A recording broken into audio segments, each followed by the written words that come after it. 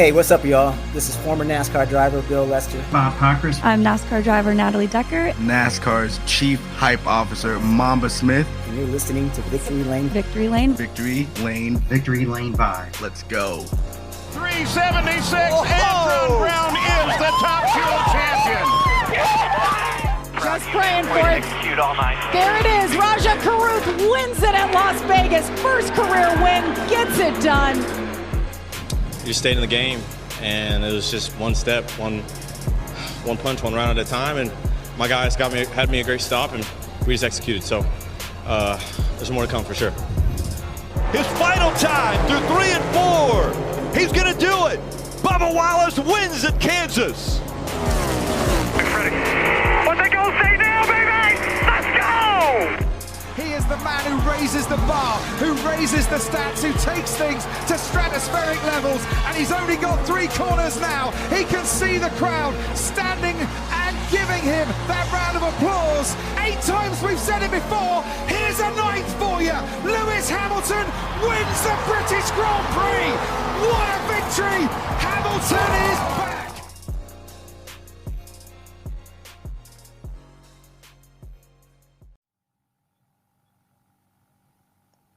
Welcome to another episode of Victory Lane Vibes. We are your hostesses with the mostesses. We woke up this morning with the Saratoga, the ice water, and the bananas. I skipped my journal entry, but we're still here. We're still live. It's Jared, it's Baraka, it's Peyton. We're here after Homestead, and we're going to recap the race weekend with y'all. Y'all ready? Yeah, I'm still levitating above the pool, so give me 2 to 3 minutes and I'll finally splash down. I'll be ready to go, guys. All right, cool. That'll give me enough time to get through my spiel, and I'll pick you back up when you splash down. How about that? Yeah, eat your turkey, bacon, and your eggs and your avocado toast. The avocado toast. Yeah, I got you. Good evening, everyone. It's your hostess with the mostest, Jared, and I'm here to talk to you a little bit about our partners over at Homefield. Have you seen by now? It's the middle of March Madness. Everybody's going crazy. Everybody's rocking merch. But we're a NASCAR podcast, so we can talk about the NASCAR side of Homefield. So right now we're in Season of Speed Turn 2 with our partners over at Homefield. They have released the Hendrick collection for 2025, featuring some City Chevrolet pieces, featuring a couple more items from the Rainbow Warriors, in addition to more Tim Richmond Folgers merch. But you know, my favorite part of the pieces that have recently released are the 3 stuff. So super fire, good wrench merch, the hat, the jacket, the shirt, all it's fire, all it's amazing.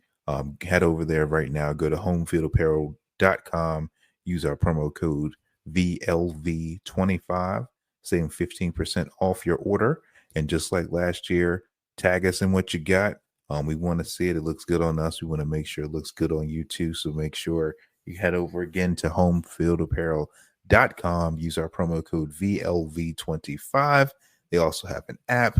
You can do Klarna. You can do Shop Pay. There's no excuse. Get your merch. Tag us. Let us see it. And we look forward to seeing you guys at the racetrack. Now back to whatever we're talking about on the show.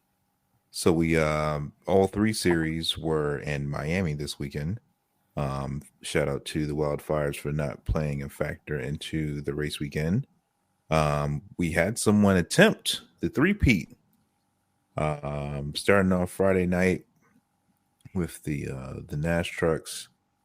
Corey Heim had that race won, man. If there's 2 people this race weekend that need to cuss out their engine department, the first one will be Corey Heim. He was leading, the truck cut off, reset the ignition box or whatever he had to do to get the truck back on. He took back off again. Larson passed him. Lane Riggs got by him. He was catching him again, and then the truck got shut off for good, and he ended up finishing 3rd, leaving Kyle Larson to win Friday night's truck race. What were you all's thoughts, feelings, opinions on that? I'll start with you, Baraka. What were your thoughts on the truck race? I am currently in search of the owner of Ilmore Engines. I have some uncomfortable conversations to, get just to chat. Especially on a Friday night, you're in a good mood, getting ready for the weekend. So you know what, I'm, I was confident, like what, my boy Corey Hahn might, do something special, and he was doing it. But Ilmore has something else in plan. Cutting in and out to the point, it just really, cost him his race. Bittersweet.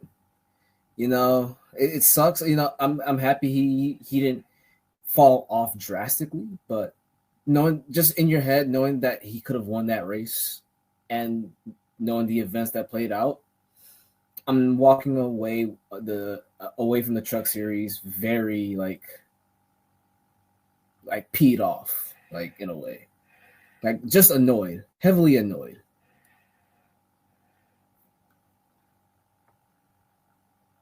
Annoyance is it's a strong feeling.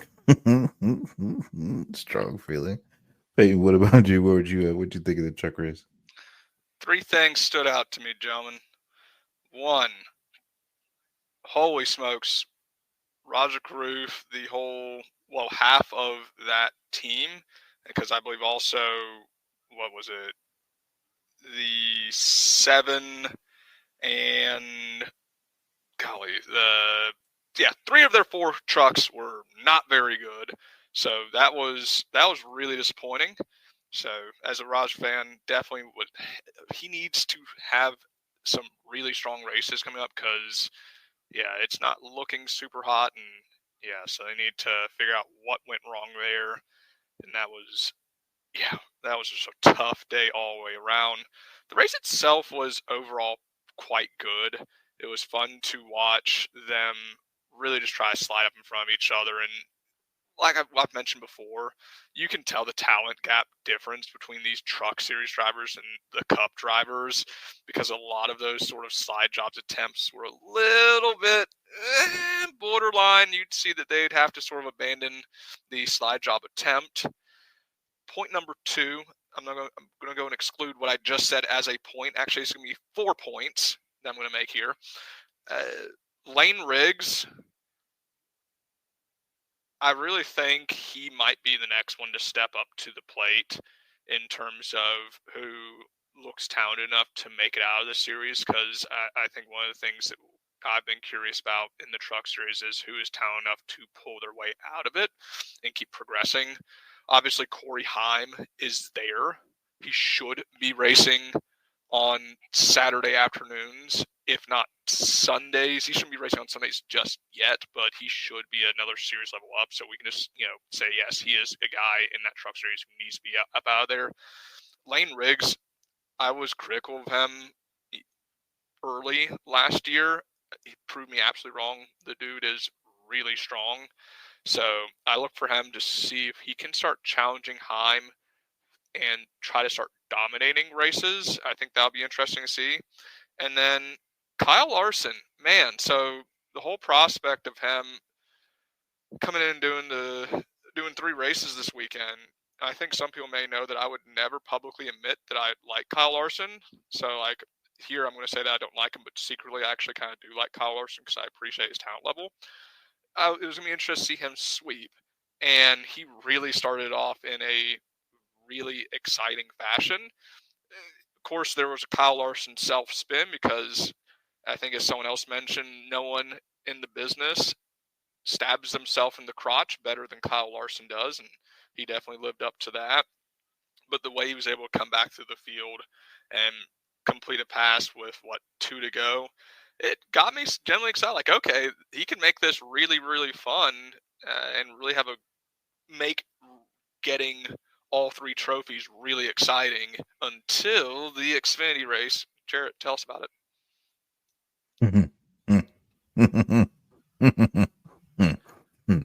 Kyle Larson was going to win that race. I'm not even gonna hold you. I'm not gonna hold you. If I knew one thing checking in with Xfinity, he had the 17 out front. But oh boy, when there's always a late race restart, there's always shenanigans. And the shenaned again Sam Mayer was like, nah, you ain't gonna come down here and get one off us. I don't think so. So I don't know if he spun his tires or missed the gear or just held Larson up, but he did just enough for the good guy to win. Justin Allgaier wins the Xfinity race in Homestead. So Peyton, since you led me in to changing subjects, I'm gonna lead you back in to finish your thought on the Xfinity race. So, there are times I feel guilty for multitasking while watching the race. You know, I sit there and think about one. I'm a huge racing fan, so I want to lock in and do everything. But there are also other times where, listen, I watch F1, I watch IndyCar, and I watch all 3 series of NASCAR. And then also you got the tournament going on. And occasionally man wants to do a little bit of sim racing. And I do running. Where's the time come from? So initially I felt guilty because I did some sim racing while the race was on, had on the background. I kept looking over and I kept realizing I'm not missing a darn thing. He stunk up the show. It was devastating. When that last caution came out, he dang near had a 20-second gap. And at that point, actually, I was kind of just for maybe people would start to hate him.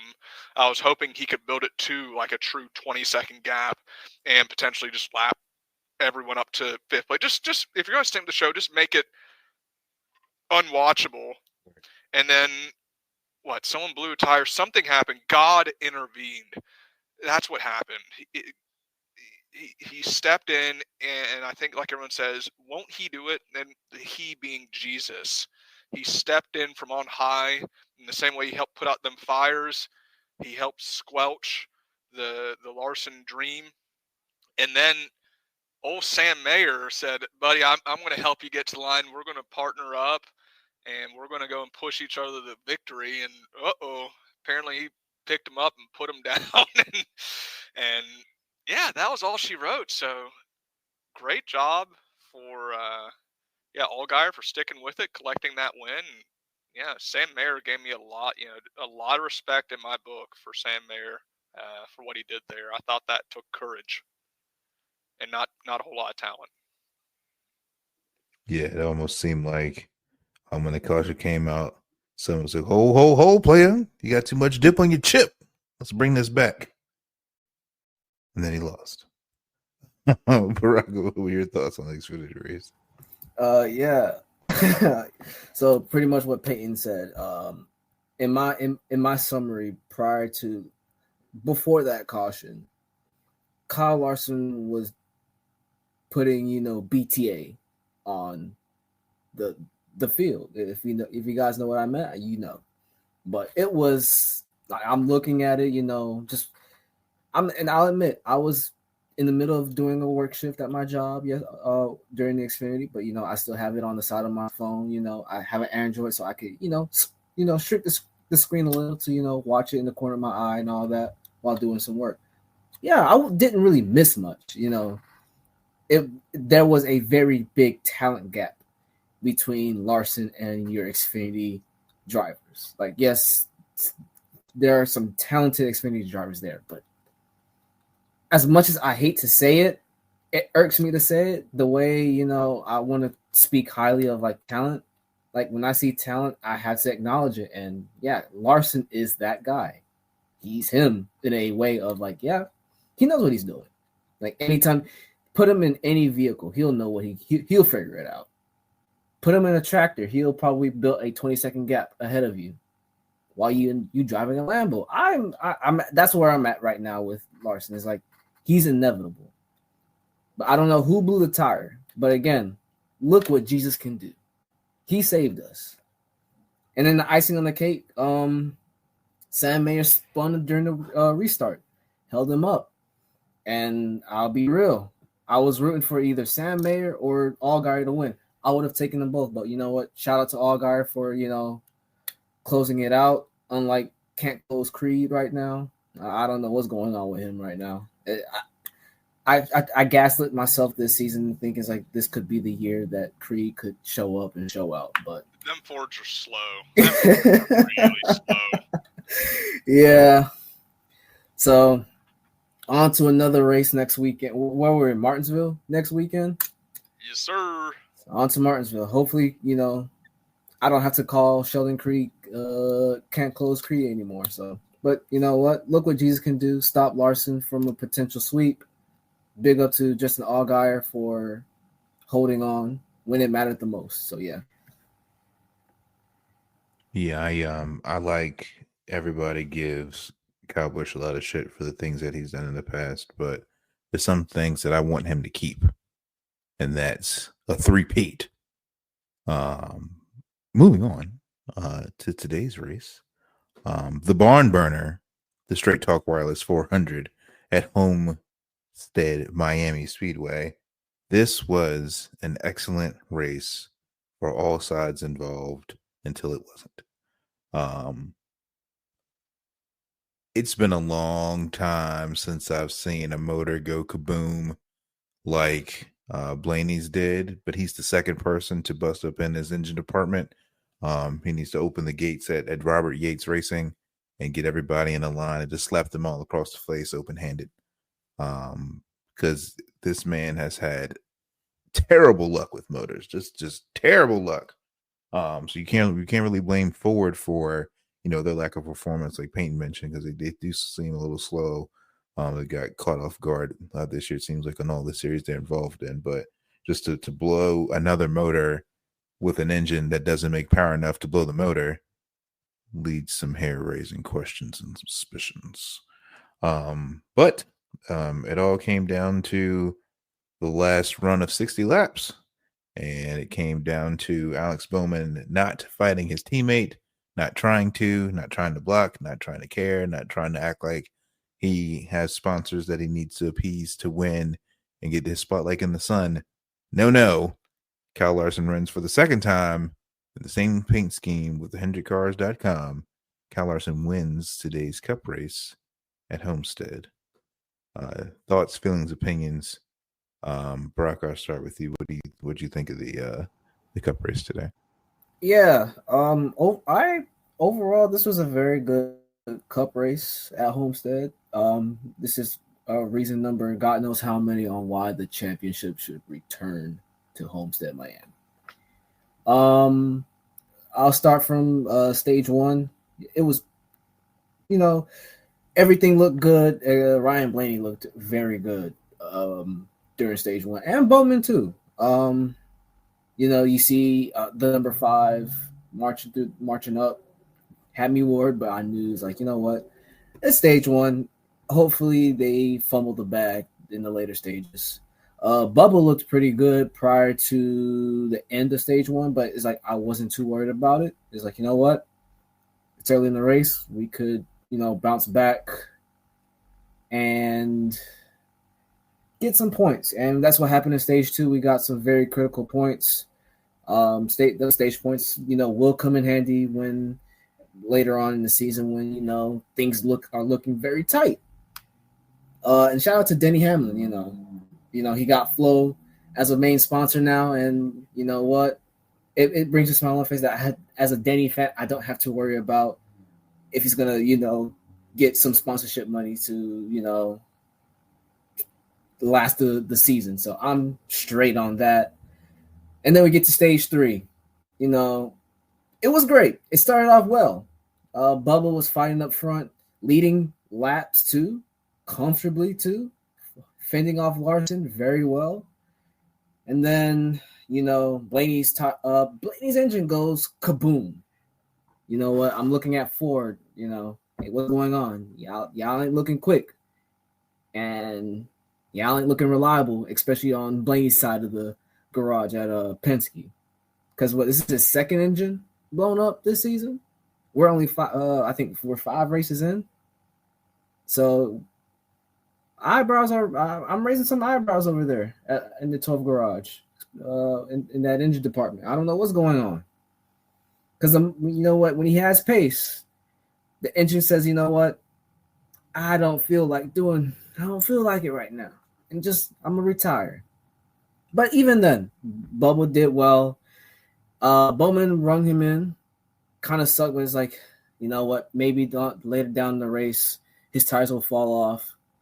And I completely forgot about Larson until I saw him, 2 places behind Bubba, and I'm hearing the commentators, oh, he's marching. And it's like, I'm getting some PTSD from the truck race, like how he was marching. And oh boy, he did march. He marched through. I'll give it to him. I hate to admit it, but he did march through, overtook Denny, Bubba. Bowman didn't even give him a fight. He folded at turn 3, hit the wall going into turn 4, and just said, you know what? I don't feel like fighting you. It's over for me. And it was comfortable. It was a comfortable win for Kyle Larson, but I'll take a P3. It's not a win, but I'll take a P3 for Bubba. He's like, usually when, especially during post race, you see him pissed off and all that, but I'm happy to see him, you know what, taking the small wins, leaving it with, he left with something. You know, as much as he didn't win, it could have been worse. He could have ended up like Blaney. He could have crashed out. He could have ended with no points. So I'll take it. We move to Martinsville. Hopefully he'll show up again at Martinsville. But yeah, sucks to see Kyle Larson win, but it is what it is.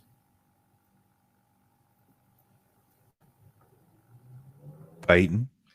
So, man, I've got a lot of runway here. I didn't realize we're super far ahead of schedule, so I've been just jotting notes and. Oh yeah. No, don't worry. None of the points are gonna be interesting. I'm just gonna talk a lot, but hey, that's why you pay me. That's why you pay me big bucks. Overall, just man, NASCAR has just delivered this year. The short tracks, Phoenix, good race there. Winston-Salem, great race. I keep coming back to all these tracks, and I'm trying to think whether there's been a true stinker. I mean, the road course race over at COTA was, I thought, the best one they had. Truthfully, that may have just been the weakest link. There may be some races I'm just completely forgetting. Vegas, I thought, was pretty good. This race, it was beautiful, and what made it beautiful was it was pure. There was no zaniness. There were no opportunities for a BS caution. All the cautions all made sense. The attrition rate was not crazy high. There were some car failures. There were some surprisingly slow cars, and we can talk about those a little bit later. But so what I loved, pit strategy. We talk about stage racing and what does it bring to the table. A track like this, the stage racing worked very well because you had a few teams working opposite strategy, i.e. splitting it right down the middle, pitting a little bit past halfway of each stage, and that was the 5 and the 11, and that paid dividends where they were able to charge back by pitting later in the race and then coming back with a little bit fresher tires and making late passes at the end of these stages. That was really exciting, and it would have been interesting to see how they would have done things if Ryan Blaney's engine did not explode. But truthfully, where that caution fell in the last stage, I think made for really interesting just to see how these drivers work in a straight up, remove the strategy type fashion. The folks at Goodyear, I think they're bringing the right stuff. The tires are falling off.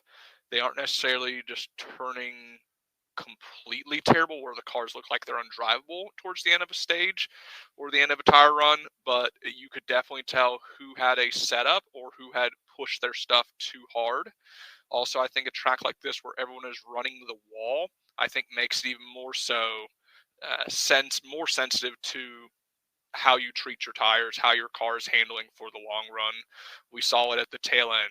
Bowman gets in the wall. Bubba gets in the wall. And because their cars are not handling exactly how they wanted to, or they'd burned through their stuff a little bit more than their competition, which I think as race fans is what we want to see. We want to see drivers have to manage their stuff or push hard. Just that sort of, those are the things that we look for when we're watching these races. And this race just absolutely had that. The whole last stage itself was just fantastic. You had 5 cars that were legitimately in the hunt. I mean, Chase Briscoe, he fell off some. But, I mean, you could see a scenario where he could have made a run towards it. The 11 was in the hunt. If you potentially, I'm glad it didn't happen. If you had like a caution with 10 or 15 to go where everyone gets fresh tires, now it's a whole new ball game. Once again, glad that didn't happen. But I think the sport, in terms of the on-track product and this Gen 7 car, which I have liked since day one, not necessarily because of how it raced, but I just think it looks cool, and I just love the idea of NASCAR stepping into a more modern platform. I'm glad to see it's paying dividends, and I hope, and I think it seems like the fans are appreciating it. I know at least on other shows and media I take in, it seems like the fans are enjoying what they're seeing on Sundays, and that's great, and I appreciate whatever NASCAR Goodyear's done, because I'll be honest, what they've actually done to changing the cars has felt a lot less drastic than what they did with the old Gen 6 car. Because we remember with the Gen 6 car, that went through at least, 3 to 4 iterations? Because out of the box, they had, big blade, big engine. Then I think they tried, small blade, big engine. And then they just made all the engines smaller. They did a smaller engine, and then a tiny engine, and then a gigantic spoiler. So they did a lot of visible changes on that Gen 6 car to try to tweak it, and they never quite got it uniformly great across the board. I think it'll be interesting to see how it performs at Martinsville. I think last year's Martinsville races were actually pretty good, especially the penultimate race last year in the season. So I think hopefully we get more of that. I think it's supposed to be relatively warm, so we'll see how that does with the track laying down rubber. A couple other notes from the race. Hocevar, I know he gets a lot of flack, rightfully so. That's a weird Freudian slip and doesn't even make sense. Rightfully so, because he races like a jackass, but the guy is fast. Like he is fast enough where it is making me honestly question how good is Spire, because I really thought a lot of Haley, and Haley is not. I mean, he had a good day today, but it doesn't seem like he's performing at the level that Carson Hocevar is. And so I'm excited to see what Carson Hocevar's career looks like. I mean, you get him into a top Chevrolet team, which I guess right now it's sort of Hendrick, and that's it, because RCR ain't doing too hot. And I don't know if you all also noticed, but Trackhouse had an absolutely putrid day. Like, I didn't know if any of those boys were any of those guys involved in crashes. Any of the Trackhouse guys? Did I miss a crash? No, they just dog food. They were dog water, like awful. Well, this season has not started off well for Trackhouse. Yeah, they've been miserable, and I guess the folks over at RCR for the 8 car at least said, "Let me borrow your notes, Trackhouse," because they gave old Kyle Busch probably the worst car I've ever seen him in. Although somehow managed to finish what looks like in the 20s, so end up working out. Oh, but just overall, just a terrible, terrible day. But race for the lead. Phenomenal. Don't love that Kyle Larson won, but he put on a good show, fought his way through it. He's fantastic at these sort of tracks. He's fantastic at a lot of tracks. Bowman, I think this whole season has proven why Bowman's good. Like, I don't know whether he's good enough to keep his seat long term, but they've got a really good squad at Hendrick. Like, all 4 of those drivers fit into their representative roles really well. Bubba Wallace, I was going to talk about him a lot more and how their day sort of went in the 2311 corner, but I mean, it goes without saying that's a great performance. I look at my heart rate during that race, and it was pretty high for pretty much the start of the 3rd stage until the checkered flag. So yeah, that was a nice way to end the evening. Yeah, this was like you said, Peyton, if there's one thing NASCAR got right with this Gen 7 car, This thing eats on 1.5 miles, baby. This gave us a really, really great race. I really enjoy Homestead just because of the multiple lines and grooves and just the different strategies of getting around the track. It's just as hard to race in a video game as it is in real life, I imagine. It's hard to be fast at Homestead just because how you enter and drive into 1 and 2, you do not do the same thing in 3 and 4. It's two polar opposites at each end of the racetrack. So to get around here, you sort of got to know wheel. You really got to know your way around this place. So it was a great race. I'm really, really, really disappointed in Alex Bowman. Just seemingly, I know he got into the wall, but seemingly just pulling over for Kyle Larson. I don't know if the boss call was made on the radio, if Jeff Gordon was like, "Hey, get out of there." But it was that was a little weird. But just shout out to, well, let me go back some. Shout out to Carson Hocevar's crew chief for having them stay out when everybody came down to pit at the end of stage 1.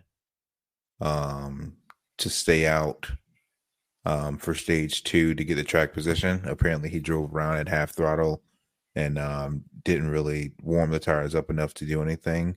And he just stayed out, and he maintained track position for the most part leading into the next set of pit stops. So just be interested to see where his day would have ended up had he not had the engine failure that he had that the broadcast didn't mention. But you need to slow down, relax, find chill, find God, find something. You were doing entirely too much. Again, I feel like for the second or third week in a row, I'm racing around the 23. He was getting a little skeevy with his blocks and his moves and stuff. I'm like, we know you're the fastest Spire car. I think you said the same thing last week, Peyton. It's like, we know you're their guy. We know you're going to be there long term. Like, nobody's doubting that you have the talent, but you need to relax. This isn't truck. Like, if you have a fast car, you got to make it last. You can't just, use it all up and bend it because you want to lead now on lap 57 of a 267 lap race. The race today did it for me. There's a lot of hopium for sure. But just thankful that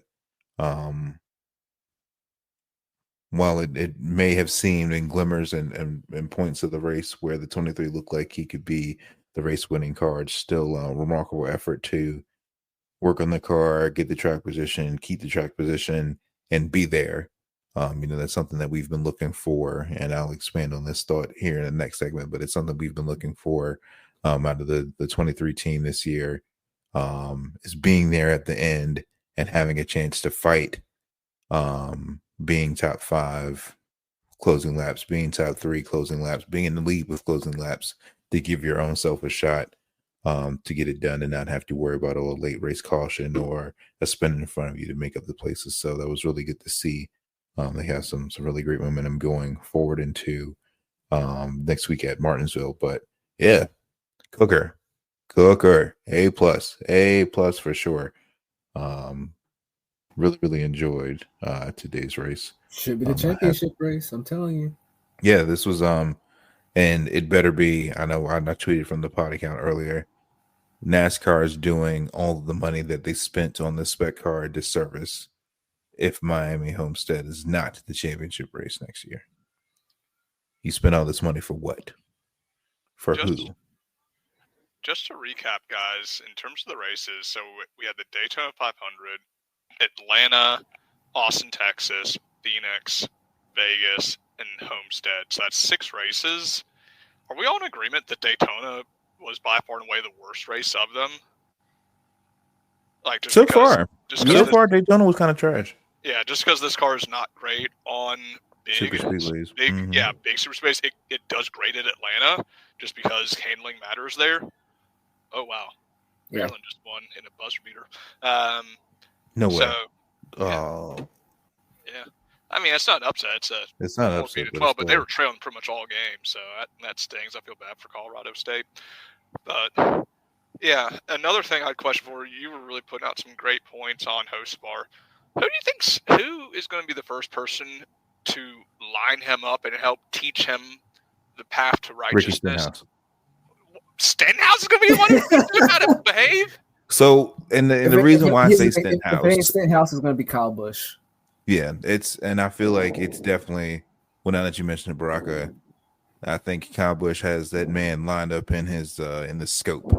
As soon as Kyle figures out this performance decline that they're having over at RCR, and he can be a B grade Chevrolet team like the Spire cars seem to be, I think Kyle Busch is going to have some strong words of encouragement for young Carson. I mean, Kyle could do it when he's getting lapped. Yeah, but you get fined and penalized for that. Yeah. That's a good point. That is a bad look. You got to do it while you're racing him heads up. Yeah, while you're racing for position. If you like, oops, and bump him, and he hits the wall, then Robin's racing. I think it would be the one car. I think the one car always is in a position of desperation. You look how bad they were today. I think if there's any circumstance where the one car is racing Hocevar and it's something meaningful, like a stage win or just anything meaningful, I think you're going to see that Ziegler or whatever automotive group car facing the wrong direction, a huge plume of smoke, as though we had a Ryan Blaney engine. We're gonna get something, but there's justice is going to be served soon. I mean, who knows? Maybe since there's they're a little slower paced this upcoming weekend at Martinsville, and you can't get a penalty for right hooking somebody when it's a slower pace. Who knows? You might find the wall. The precedent was set by NASCAR, so who knows? The precedent was set, so if you don't pull 45 Gs in a wreck, it's fair game apparently. But yeah, like I said, it's a great race. I was excited. Shout out again to Max for the in-car cameras and the radio footage. Was deathly afraid when one of them restarts. Yes, the restart where Bubba was behind McDowell and McDowell was on 2 tires and they went 5 wide. And I was like, oh no, here we go again. And then Bubba came off of 4 like a madman, jumped 5 lanes, got in front of everybody, went around them. It was a masterclass. He's definitely still a restart merchant, but yeah, great race for sure. Just good race. Good race. When Bubba is in his zone, like especially that restart, he's in his zone. Facts. He was in his bag, and more on that. We'll move to 2311 corner. So today, Riley finished 33rd. Great. Tyler finished P8, and Bubba finished P3. It was weird. I wouldn't say weird, but it was kind of odd, I guess, with the speed that Bubba had. I didn't pay attention, / the broadcast really didn't mention anything a lot about Tyler. They showed him like a little early in the race where he had gotten to the wall a bit, but it was a really quiet day out of the 45, I feel like. But yeah, P3 for Bubba. Led, I think it was either 52 or 56 laps today. This race proved, bar none, hands down, the 23 has the fastest pit crew on pit road. Bar none. When they came down pit road, when he had the lead, they came down pit road and they did their 4-tire stop, and the gap that he built on Kyle Larson because they got done so much faster. I was like, yeah, that's when I was at home. I was at home with the Birdman hand rub, Jeff. I was like, we here. It's time, baby. It's time to cash that check. But it's just overall, Bubba's really excited getting out of the car. He was really proud of the effort. Charles was really proud of the effort. Bubba was a jerk and was like, oh, I got a tire going down on the radio, made Freddie freak out. But he ended up just joking about it. But it's good to know where, the headspace that the team's in. Bubba's 3rd in stage points accumulated so far this year through 6 races, and he's sitting P7 in points. There was a wild stat that somebody posted earlier that out of the top 8 drivers, they're either 2311 or HMS, which is insanity.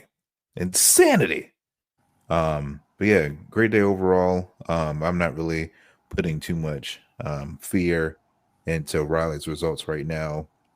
He's a rookie. He's gonna do things. I think he's gonna warm up. I think he'll have his breakout race will probably be Kansas here in a little bit.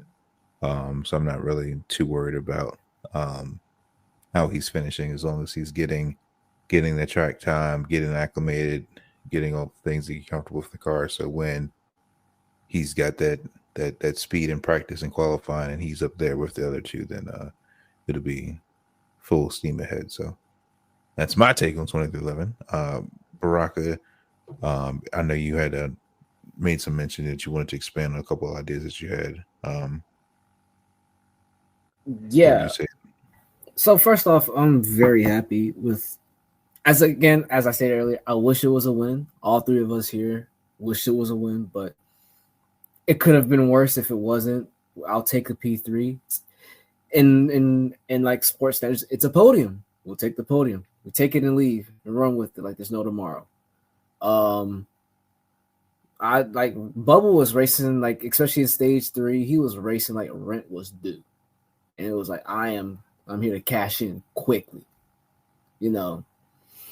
I know in the 45 garage, P8 still a very solid finish. I know Tyler, when they were doing like the radio broadcast, he sounded very like frustratingly annoyed of how the race played out. You know, like he would try something, it seems to work, but then he'll try that again and it just wouldn't work again, or he'll just be caught up by a driver, or like the drivers around him are just probably be on quicker. So it was frustrating, but still finishing top 10.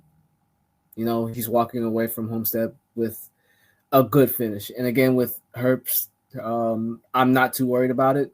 He's a rookie. I'm expecting rookies to, not stand out like that. So, and again, I think Kansas would be his breakout season. It was like his breakout race, and hopefully in a good way too.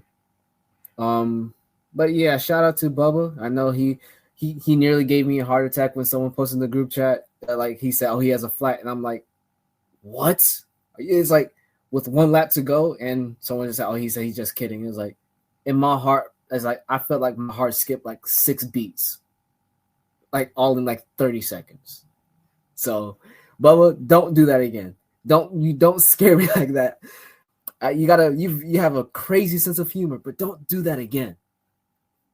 But overall, as a fan of 2311, Toyota Bros and all that, but mainly 2311, mainly Bubba, I'm happy with the results. Again, wish there was more, but content with the P3.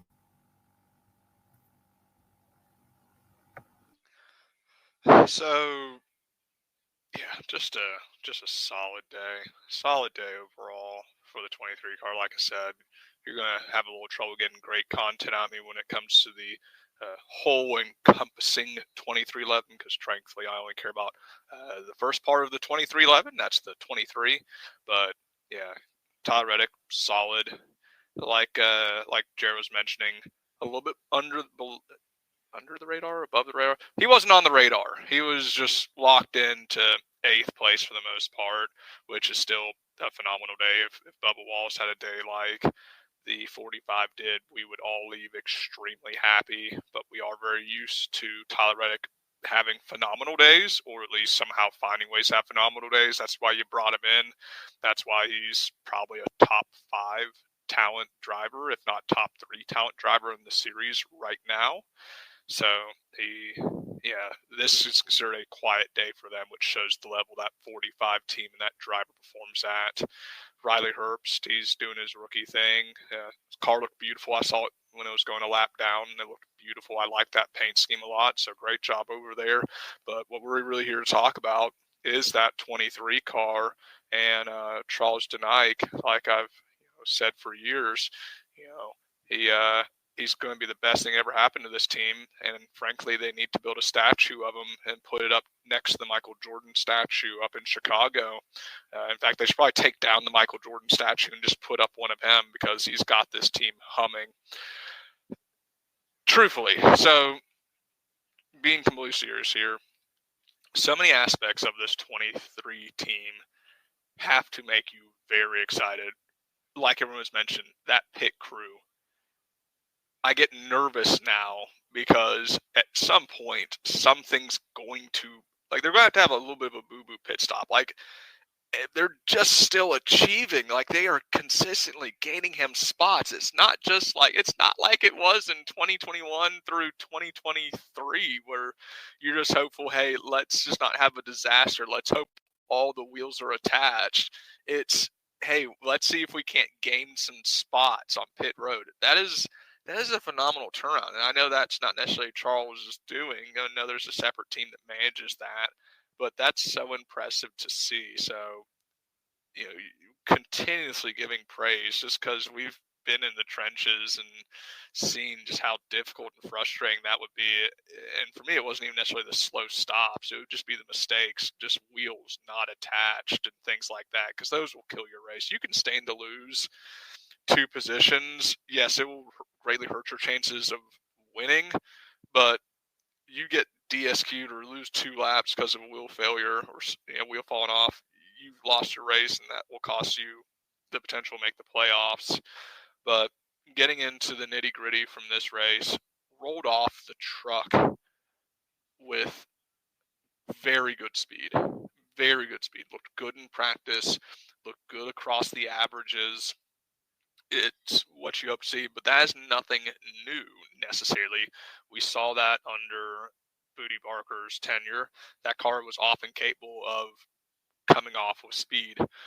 What was such a breath of fresh air was all of it coming together over the course of the race, where you had Bubba starting at what I believe like P9 or P7, and then running there for most of that first stage. Things got a little bit zany. I think he finished 12th in that first stage, so not ideal, but that was just the race being a mess. I know Jarrett's going to go fight. Exactly. I know Jarrett's going to go fight Freddie, Bubba's spotter, after it for not necessarily conveying the right information. But hey, they're able to keep all 4. Because I was hugely concerned that he might have been a toe link after getting into the wall. But luckily the car was A-okay. And then here's the difference. Here's what's changed so much this year. Stage 1, looking okay. Stage 2, the pit crew bringing the car forward, the car finding and having pace. Stage 3, the pit crew helping put the car in the right place, the driver putting the car in the right place, moving the car forward throughout the race. Days like this are how you win races. You keep working on the car, making the right adjustments. The pit crew helps moving that car forward, and driver keeps the wheels rolling, does his best to keep mistakes at minimum, and then also uses his talents, his restart capabilities to the best of his ability. Like, that is so big, and that's how you win races. And if you can run in the top 5 on a regular basis, and you can be in the top 3 with double-digit laps left, it's a good thing. So, yeah, it was disappointing that you didn't get a win today, but that sort of stuff can build a lot of momentum, because it wasn't one of those days, because we've had top 5s. We had a lot of top 5s last year. Not many of them looked like this. Like, it was truly just the first Martinsville race last year that looked like this. We had a lot of days where it was P7 and then some other cars mess up, or sort of a late surge to find their way in the top 5, but it rarely has it been running top 3 position, you held serve. So this has me so excited. I still don't know whether a win before the playoffs will necessarily happen, but if you keep scoring points at this sort of clip during the race, I'm not as concerned. Like, I think you're going to keep seeing the top performing cars win. I think you're going to have maybe 3 or 4 oddball winners, but I think from a point standpoint, like I said, it's still really early in the season, but just keep doing what they're doing, and the playoffs are going to be fine one way or the other. I think if it's a point scenario, I don't think they'll be sweating it as bad in years past. And hey, they could go out and win this upcoming weekend. They could win.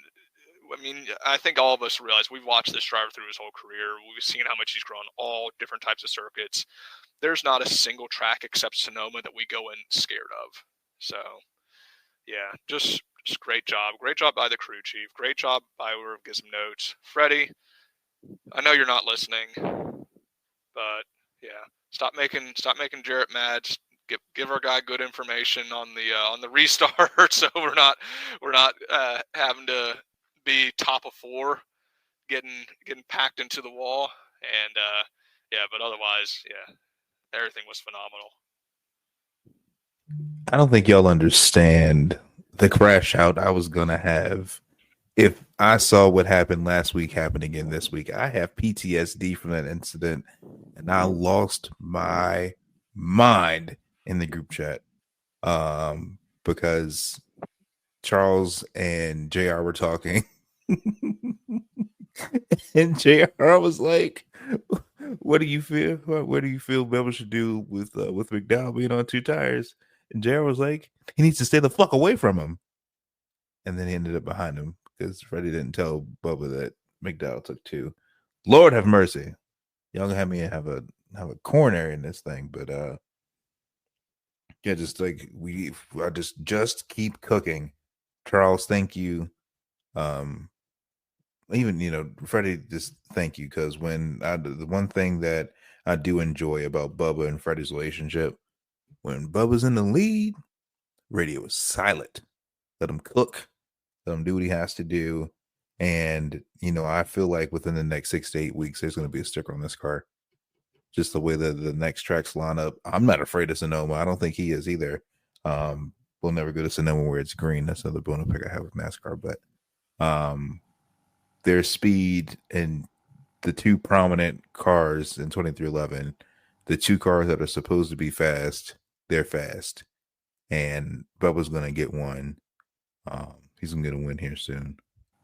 The race will just be to see if Bubba gets his win before Tyler gets his. That'll be the interesting to see so far this year. But he get no sicker this year. I'm calling it.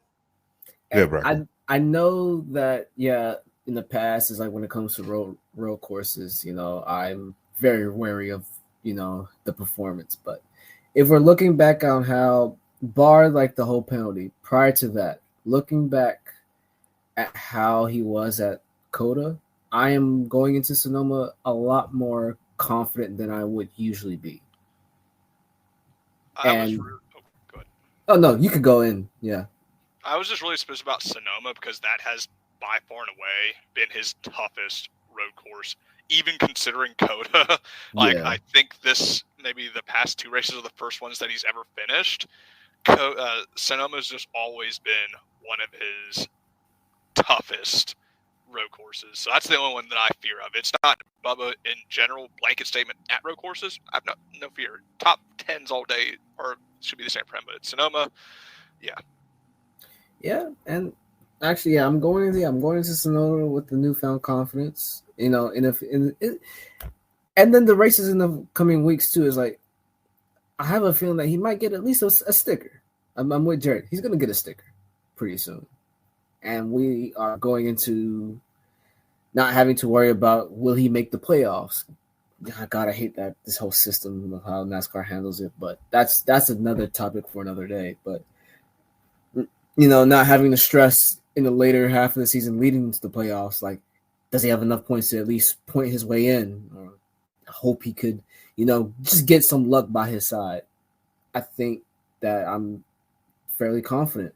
Like, I haven't had this confidence in, not saying that he's not talented. It's just, you see, you follow Bubba long enough, and like when things start looking good, there's always just some random stuff that just derails everything, and it's frustrating.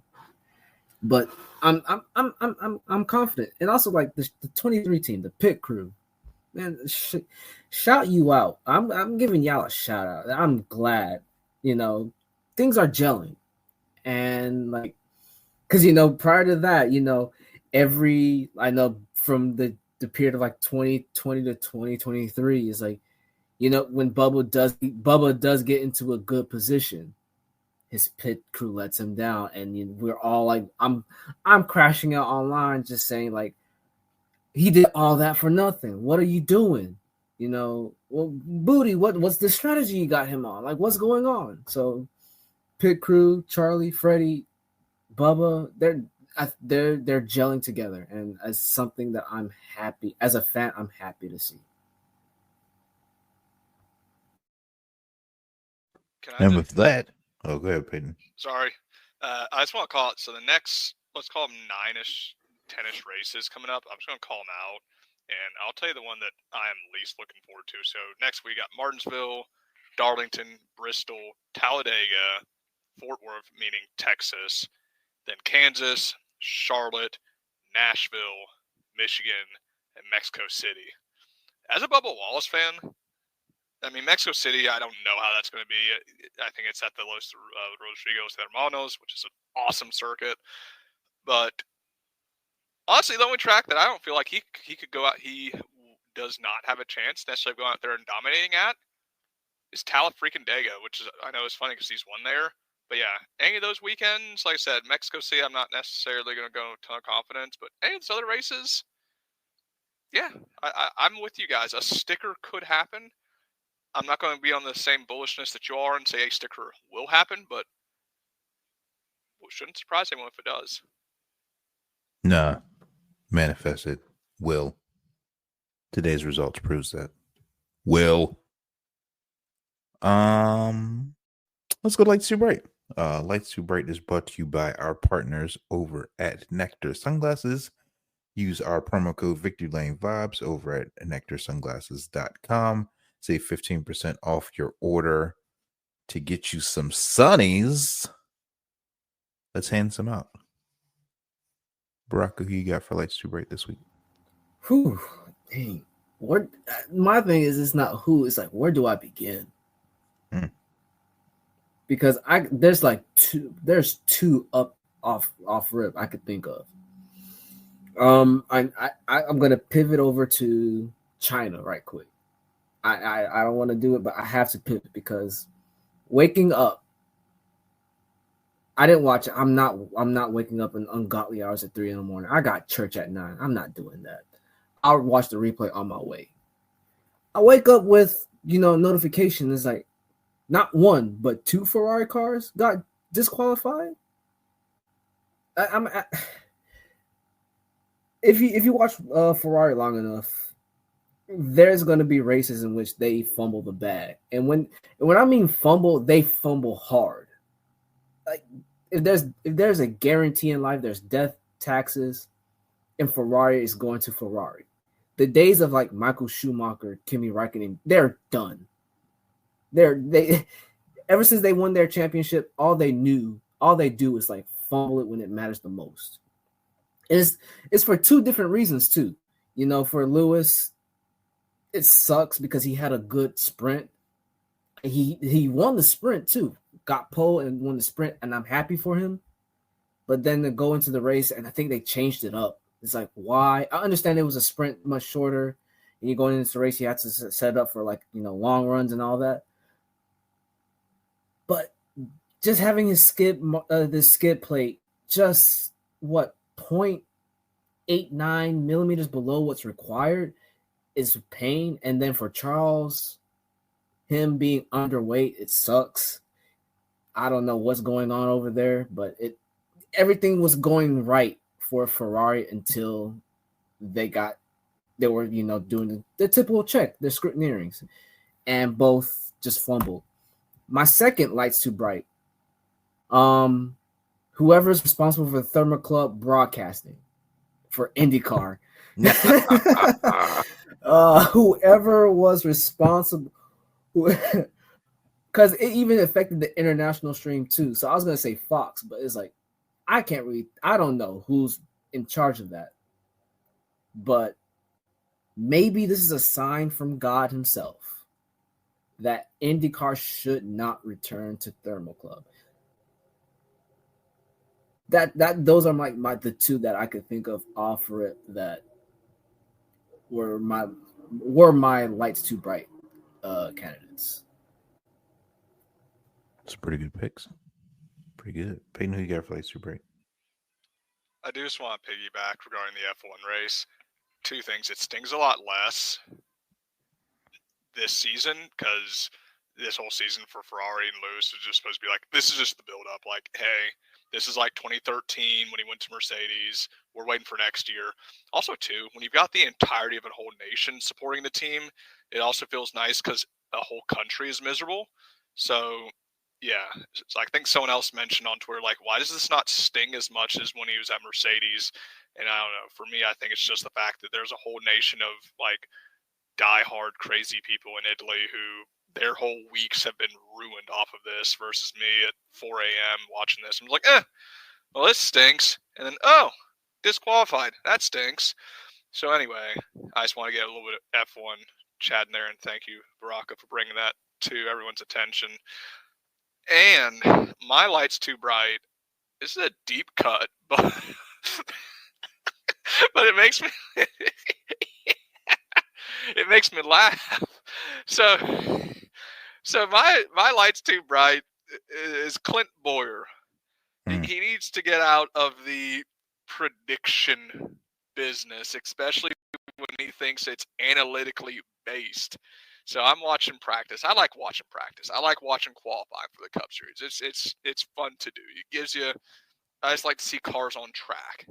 And Bubba's having a great day in practice. Group 1, top of the boards when it comes to 5 lap and 10 lap. Might have even been so in 15 lap average. And they're giving him proper credit, which is fine. But they also try to find drivers who they try to read into the data and try to hopefully give the viewer more sort of insight and say, hey, here's some other guys to really look at. And typically they can usually have a good feel, and oftentimes they sort of get right. But I tell you what, old Clint Boyer could not stop talking about Ty Gibbs. He was going on like, oh man, he's super fast. Oh, we should have a good day. They need it. They're really going to need it. But I think you watch for him. Watch for him on Sunday. Everybody watch for Tyler Gibbs. He's going to be really, really good. Tyrone Gibbs going to be really, really strong. And he went to looking at like spreadsheets and he point out, see here on this lap chart, you can see here. So when he fell off, he got stuck behind one of his teammates in practice, but then he got right back to it. That's going to be the difference. Did anyone even see Tyrone Gibbs at all yesterday, or today? Sadly, they didn't. They cloned the wrong Tyrone for today, for this past few races. I don't know where he's been. Yeah. Well, anyway, I'll tell you where he was. P25. So yeah, car to watch. Unfortunately, if you're trying to watch him, you couldn't because he wasn't being broadcast because he wasn't anywhere near the top cars. So, anywho, my light's too bright is to Clint Boyer and his ability to help the viewer understand who's going to be hot. Like I said, inexact science, but I just thought it was very funny given how much he was going on and on and on about it in practice. So, yeah, tough business to be in because when you give big opinions before events happen, you get doo-doo heads like myself coming after you after saying, you're wrong. But you know what? Hey, that's why he gets paid a lot. Let's see. So for me, I have a light's too bright, but I'm gonna save it for open mic because I got a soapbox right quick. So we're gonna move to open mic. But first things first, I just wanted to give you all a quick update in our bracket challenge. We're doing it's year 2 of the Virgin Lane Vibes bracket challenge. There are 3 individuals tied for first place. So I'm gonna give them a shout out right quick. Hookers and Hose is at a 96.8 percentile correctness. Doogie Esquire, same thing, 96.8 98% correctness, and Kinlaw also 96.8 correctness. So there's a couple games going on right now. That's as of right now live stats, because like I said, we live after the race on Sunday. So those results may change, but that's just where we are right now. Now for the fun part. Open mic. So bear with me on my soapbox. I apologize, y'all. There's been a lot of shenanigans on social media following the race results today.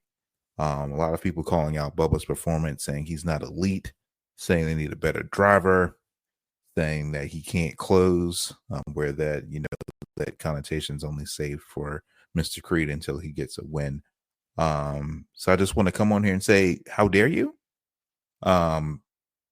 If you've been a fan of Bubba and you followed, most importantly, his progression through the upper echelons of NASCAR, he had success in trucks. He wasn't in Xfinity long enough to reach this or keep the success that he was experiencing. And now he's in here, in Cup. So he hasn't had the trajectory that most of the other people he's racing against have had. But from being in the trenches the last 3 years, being with 2311, to his ascension to being essentially the number 2 spokesperson for the Toyota camp for Gazoo Racing, the NASCAR division. He's second in command, essentially underneath whatever Denny Hamlin says. Bubba is, second in charge. And everybody's saying that he's not an elite driver because he can't close. I don't think so. Because if you know where that car has been the last 2 years, we had a top 10 car. They had a top 10 car. Sorry, I'll change. Bubba had a top 10 car today, and they made adjustments. They worked on it, and he finished third. Now, I'm not going to sit here and place blame or, joke about, the pitch strategy or the adjustments made to the car or anything like that. But that's how good drivers become great drivers. They maximize the vehicles that they were given for the race weekend, and they get the most out of it. And Bubba absolutely did that. Every car is going to run well when you get the lead, regardless of what track you're on. This car is a clean air merchant, and he did his thing when he was leading the race. He was trying not to burn his stuff up to keep Alex behind him. He tagged the wall, slowed him down, and Alex caught him. Alex did the same thing, tagged the wall, and Larson got him, and that was today's race. So for people to sit here and say that he's undeserving of the car, how dare you? There's no 2311 without Bubba's funding. I don't think people understand that and realize that. If he didn't have the DoorDash money, the Columbia money, the Lidos money, and the money from the military for the Air Force sponsorship that he had at McDonald's, if he didn't have all that money, there's no 2311. So for people to say that he's undeserving, I'd be quiet, because that race team doesn't exist without sponsorship dollars from Bubba Wallace. Sorry, I'll get off my soapbox. Anybody else have anything else for any?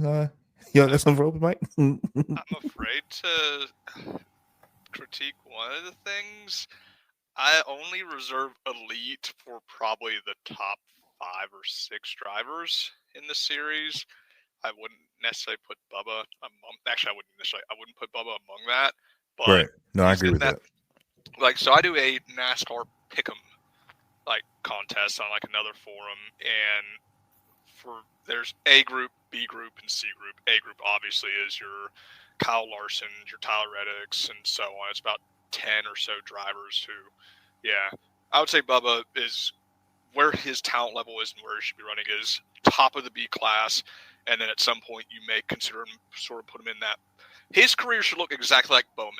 You put Bubba Wallace in that 48, he performs like Bowman has, if not a smidge better. And actually that's not a great thing, because people are always calling for Bowman's head. Please don't say but that. Yeah. But here's the thing. Bowman, he's able to often make the playoffs. He's a multiple race winner and deserves that seat. And I think the people who truly don't like Bowman really don't necessarily look into the context of his previous performance issues. It's also the fact, too, that he just happens to be partnered with 3 championship 4 locks. Like, for the 3 other drivers on that team at Hendrick, it's always a question mark, why didn't you make the Final 4 this year? That's the level of competition he's up against. For Bubba Wallace, he just happens to be teamed up with a probably near generational talent.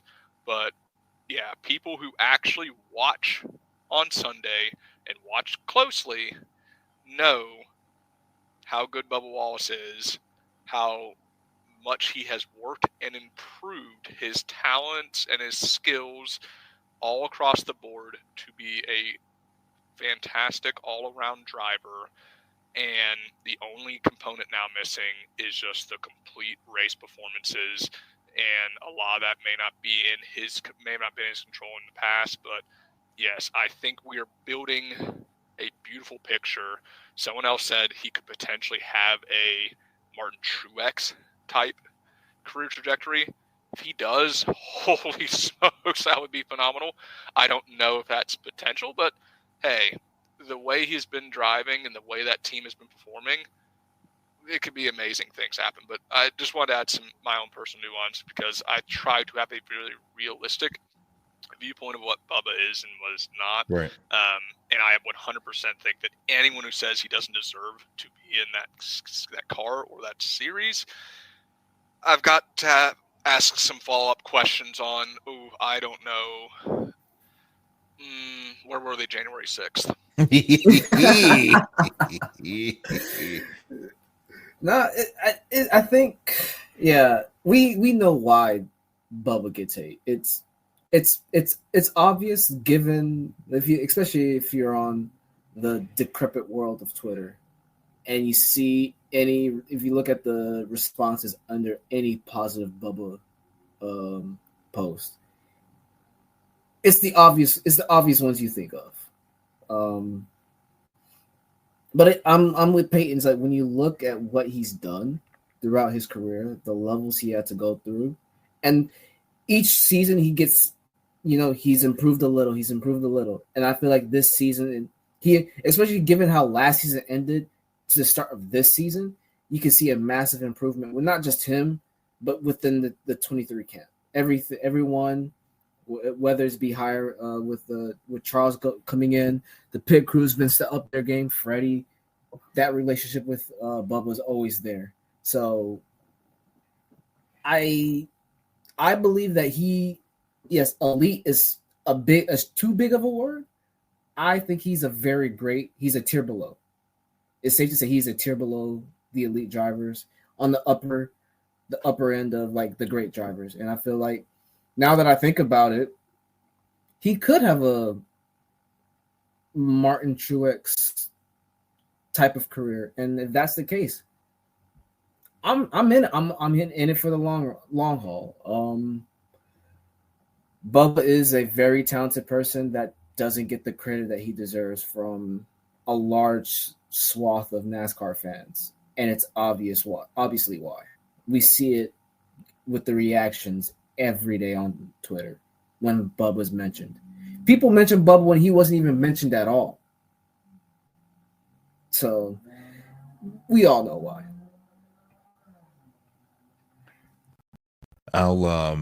I guess I'll just button that up with this. Based on the results that I've seen the first 6 weeks of this year, I want to put a pin on this episode of March 23rd, 2025, and I don't know, maybe around Halloween or so. I want to come back and revisit this and see if he's not a multiple time race winner this year. I've seen enough where I can see it happening, and I just like to put a stake in the ground right here just to see if I'm right. That's bold. I love it. I wish I had the confidence, man. I really do. It's he had speed last year, didn't get didn't get the stage points necessary to get there to the chase, and I know that that stung. They were some chimp I can't say chimp chatter, but there was chimp chatter. Whoa there, buddy. Whoa. There was some noise about how, similar conversations, Bubba can't hold a candle to Tyler. Bubba's just funding Tyler's career. Bubba really doesn't have a place in the seat. Denny, Mike, Curtis went out and got Charleston Knight promoted Booty to overseeing everything in the shop and invested in the 23.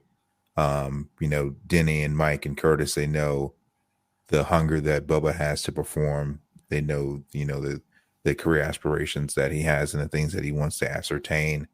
So they wanted to help their driver get there. We're 6 races in. He's 7th in points and has earned the 3rd most stage points so far this year.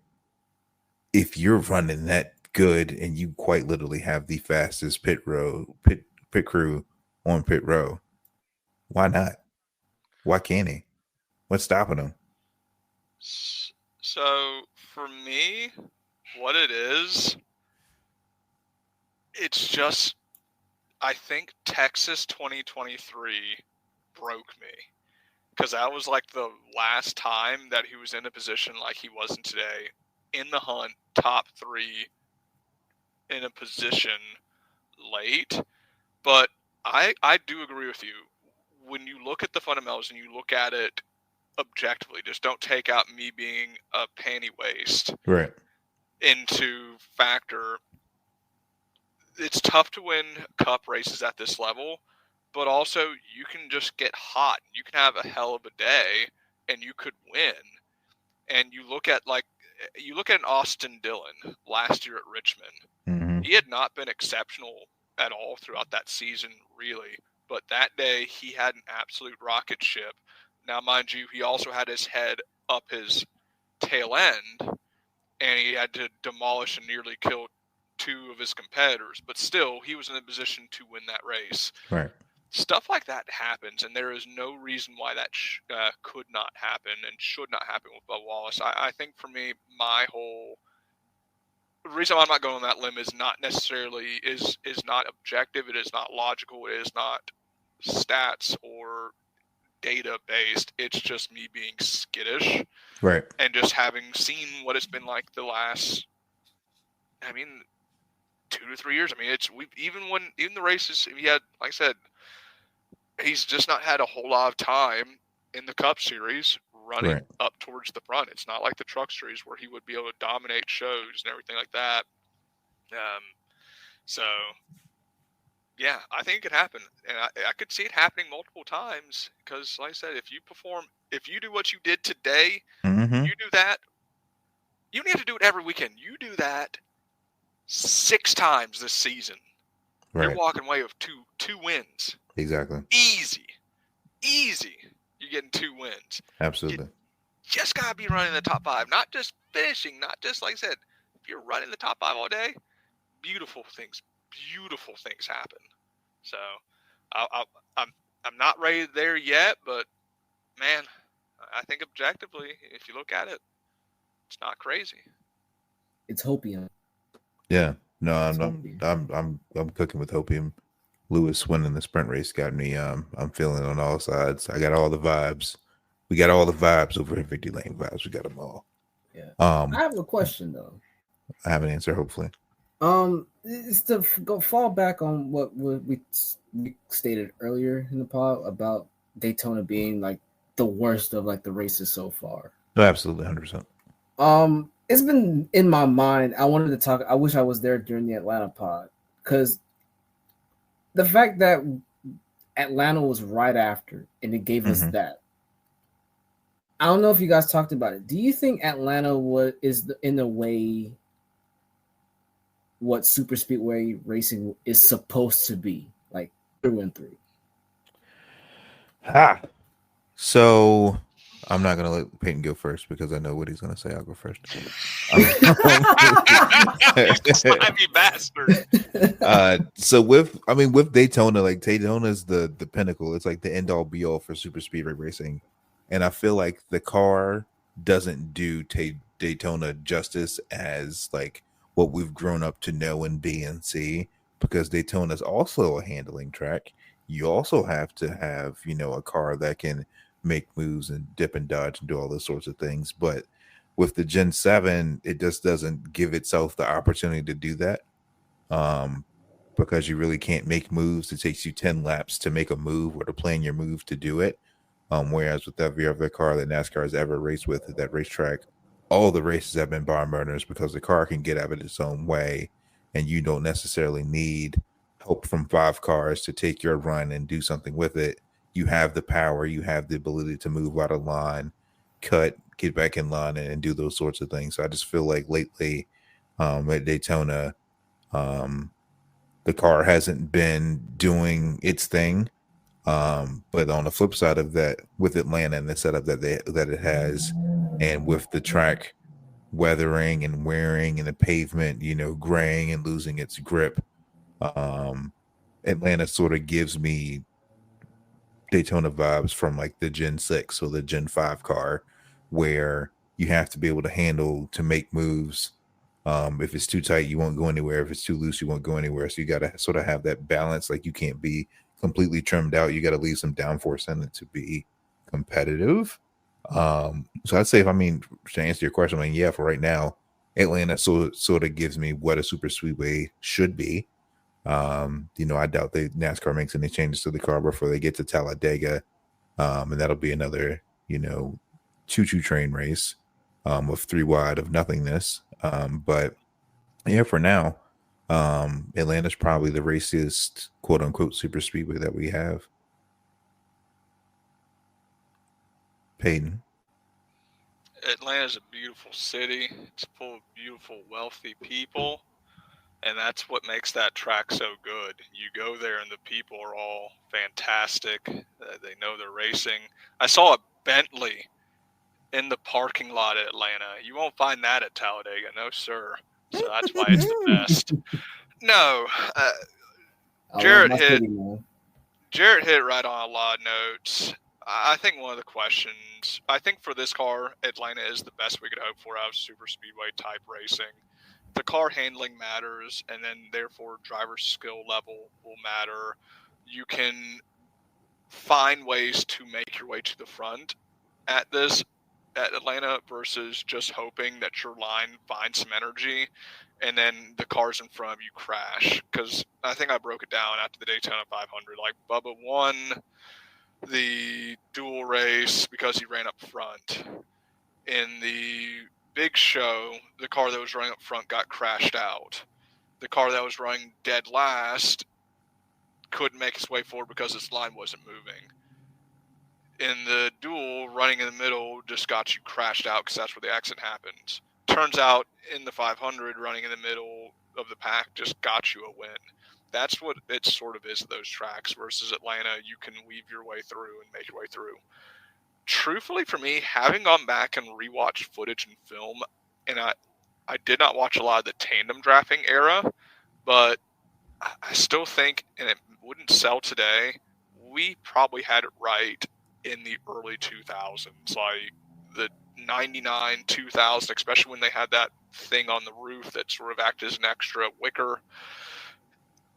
I want to make sure I heard me correctly. Wicker. That produced some phenomenal racing because the cars really did produce a show by showing whoever had the hottest car was really going to be the ones leading the field. They needed help, a little bit of help to get their way through, and they also needed to not get blocked at any point. But otherwise, if you had a rocket ship and you had fresh tires, you could make your way to the front of the field. As someone who loves racing on a purity standpoint, that's what I'd love to see us get to. I don't know if it would necessarily sell. I don't know if NASCAR would want that, because I think they would have to re-engineer these cars. You'd need a lot bigger disparity between the car performance levels. So I don't think it's realistic ever to get back there. But for me, unless we can recreate that, if Daytona and Talladega started performing like Atlanta does, I think it would be a really great place. And the other thing is, I think potentially for the average fan that tunes in, they might actually like what they see at Talladega Daytona. They see cars running 4 wide or 3 wide, and look at this, and oh my gosh, there's a big accident. Oh, look, the 60 cars upside down. That's amazing. 5 out of 5 review. So I don't know, man. But I'll tell you what, Atlanta's probably my favorite city in the South. Love y'all too, man. We love y'all too down in Atlanta. Oh, I would be remiss to mention Peyton and I are going to be at Martinsville next weekend. So if you see some vibes, holla. We don't bite. We're going to be around, pit road and some things, taking some pictures, signing autographs, kissing babies, what have you. Hot dogs. Eating glizzies. Lots of glizzies. Lots and lots of glizzies. How many are you going to put away? How many are you going to put away, big dog? I'm really planning this trip not eating breakfast. I'll have something small, like one of those really messy, like Nature Valley granola bars, because I'm going to be glizzied up. I'm not going to lie to you. I'm not going to lie to you. Like the experience from Martinsville comes from the racing, but also the hot dogs. You're putting away 6. I was going to say probably about 5, 6. We're going to be there all day. I might take some with me too. Hell yeah. Yeah. But ride back. Now, time out. I'm good for I'm going to do the 10 on Saturday. I'm doing a 12-mile run that morning. I'm going to be there all day. Practice, qualifying for the Cup Series. I'm going to watch the little Xfinity. I'm putting away 10 of them bad boys. I might even document it. If you give me access to the VLV account, you might get some content, baby. Have a glizzy competition. All right, I gotta make sure we bring the Saratogas and the bananas. We gotta lock in. And the avocados. That's the funniest thing to me right now. Don't forget the avocados in the pool. It's the funniest thing in the world. I'm gonna have a 5-course meal in my bathtub. I'm not gonna go that far. That was gross. But yeah.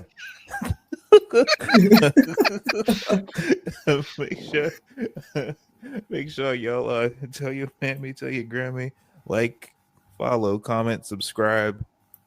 Thank you for being here. Appreciate y'all listening. Shout out to all our new followers. Shout out to all our new listeners. And we will talk to you guys post Martinsville. If you don't have Saratoga, what are you doing with your life? Man, I'm about to have to send a DM, dog. We gonna have to get sponsored by Saratoga. We gotta get sponsored.